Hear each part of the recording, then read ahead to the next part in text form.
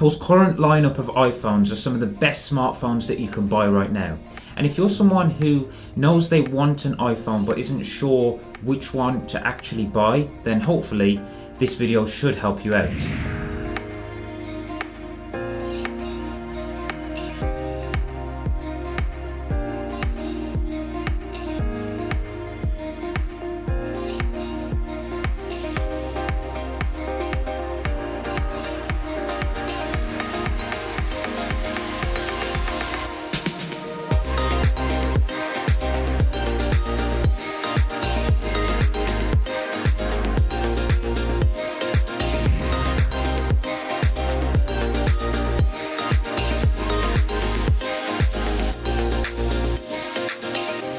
The iPhone 13 mini and the iPhone 13 Pro are two iPhones that I have been using since they were released. Now both of these phones are amazing, but one of them may be better suited to you than the other. Me personally, I'm currently using the iPhone 13 mini, and the reason for that mainly comes down to the display size, and that's the first thing that I want to talk about. The iPhone 13 mini has a 5.4-inch display, which most people consider to be small.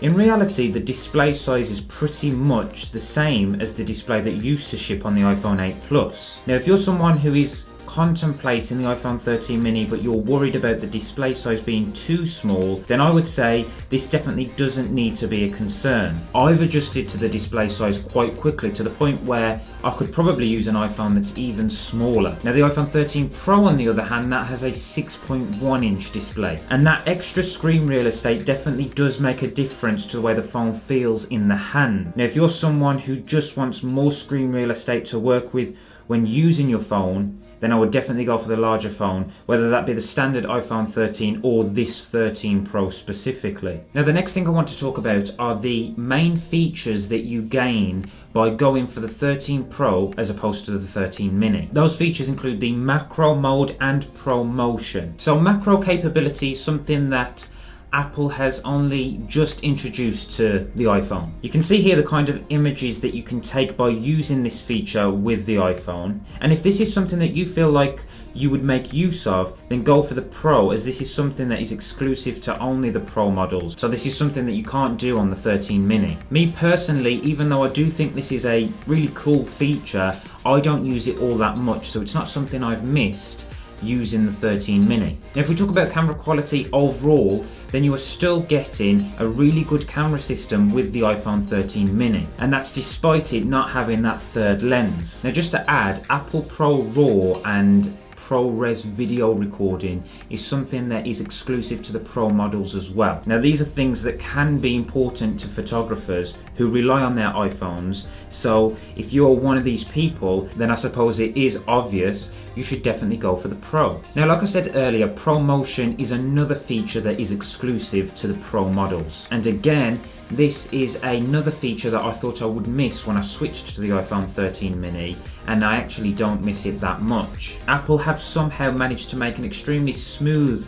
60Hz experience on the mini, to the point where the difference isn't so big that it warrants spending over £300 more on the phone. Now that's just my opinion. Some people do notice a bigger difference than others. Now what I would suggest here is that if you're unsure, you should go into the Apple Store and try these phones out side by side to see if it actually makes a difference to you. If you genuinely can feel a difference, then probably go for the Pro. Battery life is really the last thing that I wanted to compare with these two phones.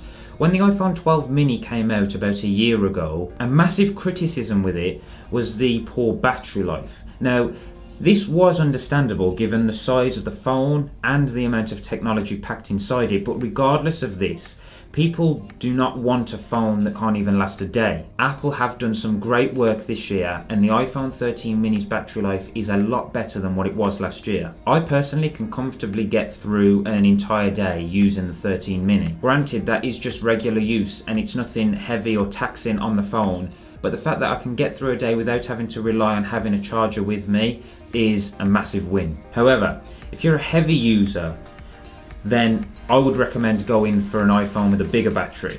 The Pro's battery life have never been a problem for me, and not being able to get through a full day with that phone was extremely rare. So if you know you're going to be using a lot of battery life throughout a day, then probably think about getting the Pro as opposed to the 13 mini. Okay, so overall, what is my advice when it comes to choosing between these two phones? I would say, if you're somebody who wants an iPhone and you're not bothered about having the latest and best features, you just want to be part of Apple's ecosystem, you want a phone that's easy to use in one hand, a phone that's light, but at the same time still be one of the best phones out right now, then I would go for the mini. You are saving yourself quite a bit of money by doing that as well. But if you're a power user or a photographer that relies on the camera system that comes with the iPhone, then that's the time to start looking at the Pro devices. If you're someone who wants the very best Apple has to offer, then the Pro is the phone to go for, and I genuinely do think the camera system built into this iPhone 13 Pro is the best system